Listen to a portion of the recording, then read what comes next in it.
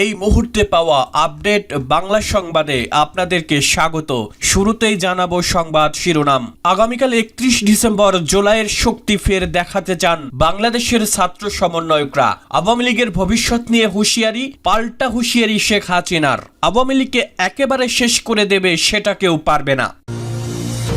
এরপরে জানাবো প্রত্যেক ছাত্রের হাতে রাইফেল তুলে দেওয়ার ইঙ্গিত, যুদ্ধের দামামা বাজছে বাংলাদেশে। এবার ডক্টর ইউনূসকে কড়া হুঁশিয়ারি দিলেন শেখ হাসিনা, বুঝিয়ে দিলেন আওয়ামী লীগের কিছুই করতে পারবে না। এদিকে 3 দাবি ঘোষণা করলেন হাসনাত আব্দুল্লাহ। এবং সবশেষে জানিয়ে দিব নির্বাচনে অংশ নিতে পারবে আওয়ামী লীগ, জানালো সিইসি। এতক্ষণে সংবাদ শিরোনামগুলো শুনছিলেন, এবারে বিস্তারিত। জুলাইয়ের শক্তি ফের দেখাতে চান বাংলাদেশের ছাত্র সমন্বয়করা। আওয়ামী লীগের ভবিষ্যৎ নিয়ে হুঁশিয়ারি। কোটা সংস্কার আন্দোলনের আহ্বায়ক হাসনাত আব্দুল্লাহ বলেন, আগামীকাল 31 ডিসেম্বর নাৎসি বাহিনীর সংগঠন হিসেবে আওয়ামী লীগকে অপ্রাসঙ্গিক ঘোষণা করা হবে। ইতিমধ্যে জবাবও দিয়েছেন আওয়ামী লীগের নেত্রী তথা বাংলাদেশের প্রাক্তন প্রধানমন্ত্রী শেখ হাসিনা। জুলাইয়ের শুরু থেকেই কোটা সংস্কার আন্দোলন উত্তপ্ত হয়ে উঠেছিল বাংলাদেশ। মাসখানেক পর প্রধানমন্ত্রী পদে ইস্তফা দিতে হয় শেখ হাসিনাকে। জুলাইয়ের সেই শক্তি ফের দেখাতে চান বাংলাদেশের ছাত্র সমন্বয়করা। আগামীকাল 31 ডিসেম্বর বৈষম্য বিরোধী ছাত্র সমন্বয়করা নতুন ঘোষণাপত্র পেশ করবেন। শেখ হাসিনার আওয়ামী লীগকে অপ্রাসঙ্গিক করার হুঁশিয়ারিও দিলেন তারা। গতকাল রবিবার সাংবাদিক বৈঠক করে ছাত্র সমন্বয়করা জানালেন, আগামীকাল 31 ডিসেম্বর নতুন ঘোষণাপত্র প্রকাশ করা হবে। ছাত্র ও জনতার উপস্থিতিতে 24-এর গণ অভ্যুত্থানের প্রাতিষ্ঠানিক স্বীকৃতির দাবিতে সেই দিন জাতীয় শহীদ মিনার থেকে জুলাই বিপ্লবের ঘোষণাপত্র প্রকাশ করা হবে। এদিন বাংলা মোটরে বৈষম্য বিরোধী ছাত্র আন্দোলনের কেন্দ্রীয় কার্যালয়ে সাংবাদিক বৈঠকে সমন্বয়করা বলেন, ওই দিন শহীদদের পরিবার ও আহতরা তাদের আকাঙ্ক্ষার কথা বলবেন। একই সঙ্গে শহীদ মিনারে সমবেত হবেন জুলাই গণ অভ্যুত্থানের পক্ষের সকল শক্তি। আগামী নির্বাচন, রাষ্ট্র সংস্কার ও জুলাই বিপ্লবে গণহত্যাকারীদের বিচার, নতুন প্রজন্মের আশা আকাঙ্ক্ষার প্রতিফলন নিয়েই এই ঘোষণাপত্র বলে জানানো হয়। কোটা সংস্কার আন্দোলনের আহ্বায়ক হাসনাত আব্দুল্লাহ বলেন, আগামী 31 ডিসেম্বর নাৎসি বাহিনীর সংগঠন হিসেবে আওয়ামী লীগকে অপ্রাসঙ্গিক ঘোষণা করা হবে। 72-এর মুজিববাদের সংবিধানকেও শেষ করা হবে। ছাত্র সমন্বয়ক সার্জিস আলম বলেন, আগামীকাল 31 ডিসেম্বর বেলা 3টায় কেন্দ্রীয় শহীদ মিনারে অনুষ্ঠান করে এ ঘোষণাপত্র প্রকাশ করবেন তারা। এর আগে শনিবার সন্ধ্যার পর বৈষম্য বিরোধী ছাত্র আন্দোলন ও জাতীয় নাগরিক কমিটির ভেরিফাইড ফেসবুক পেজে পরপর একই ধরনের 2টি পোস্ট দেওয়া হয়। প্রথম পোস্টে লেখা হয় 31 ডিসেম্বর 2024 বিপ্লবীরা প্রস্তুত তো। পরের পোস্টে ইংরেজিতে লেখা হয় প্রোক্লেমেশন অব জুলাই রেভলিউশন। কাছাকাছি সময়ে ফেসবুকে নিজের ভেরিফাইড অ্যাকাউন্টে পরপর ইংরেজিতে 2টি পোস্ট দেন অন্তর্বর্তী সরকারের উপদেষ্টা আসিফ মাহমুদ। প্রথমটি লেখা হয় কমরেডস নাও আর নেভার, দ্বিতীয়টি লেখা হয় প্রোক্লেমেশন অব জুলাই রেভলিউশন। শেষ পর্যন্ত এই নিয়ে নিজেদের অবস্থান স্পষ্ট করে এদিন সাংবাদিক বৈঠক করেন ছাত্র সমন্বয়করা। আওয়ামী লীগকে অপ্রাসঙ্গিক ঘোষণা করার কথাও বলেন তারা। তবে এদিনই নিউ ইয়র্কে আওয়ামী লীগের এক সভায় অডিও বার্তায় শেখ হাসিনা বলেন, আওয়ামী লীগকে একেবারে শেষ করে দেবে সেটা কেউ পারবে না। প্রত্যেক ছাত্রের হাতে রাইফেল তুলে দিন, যুদ্ধের ডাক উঠে গেল বাংলাদেশে। বিগত কয়েকদিনে একের পর এক বিএনপি নেতাকে লাগাতার ভারত বিরোধী মন্তব্য করতে দেখা গিয়েছে, এমনকি ভারতীয় পণ্য বয়কটেরও ডাক দিতে দেখা গিয়েছে। এবার একেবারে রণহুঙ্কার হাফিজ উদ্দিনের। ভারতের জন্য হুমকির অন্ত নেই। বিগত কয়েকদিনে বাংলাদেশের একের পর এক কট্টরপন্থী নেতাদের হুঙ্কারে চিন্তিত আন্তর্জাতিক মহল।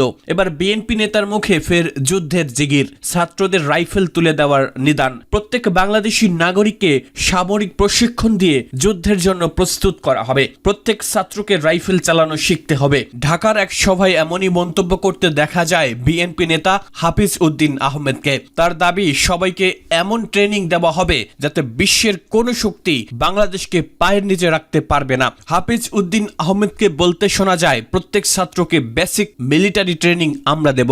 আমাদের দিকে যাতে কেউ রক্তচক্ষু না দেখাতে পারে তাই এটা দরকার। আমরা যুদ্ধ করতে তৈরি হয়েছি, চিরকাল জয়ী হবে বাংলাদেশের মানুষ। এদিকে বিগত কয়েকদিনে একের পর এক বিএনপি নেতাকে লাগাতার ভারত বিরোধী মন্তব্য করতে দেখা গিয়েছে। এবার তাতে নবতম সংযোজন হাফিজউদ্দিনের। গত 5 অগাস্ট প্রধানমন্ত্রী পদে ইস্তফা দিয়ে বাংলাদেশ ছাড়েন শেখ হাসিনা। তারপর গত কয়েক মাসে তার বিরুদ্ধে একাধিক মামলা হয়েছে, তার মধ্যে গণহত্যার মামলাও রয়েছে। হাসিনা বাংলাদেশে না থাকলে তার বিরুদ্ধে বিচার চালিয়ে যেতে চায় ইউনূস প্রশাসন। কোটা সংস্কার আন্দোলনের জেরে প্রধানমন্ত্রী পদে ইস্তফা দিতে হয়েছে তাকে। ছেড়েছেন দেশ। তিনি দেশ ছাড়া 3 দিনের মাথায় মোহাম্মদ ইউনূসের নেতৃত্বে বাংলাদেশে অন্তর্বর্তী সরকার গঠন হয়েছে।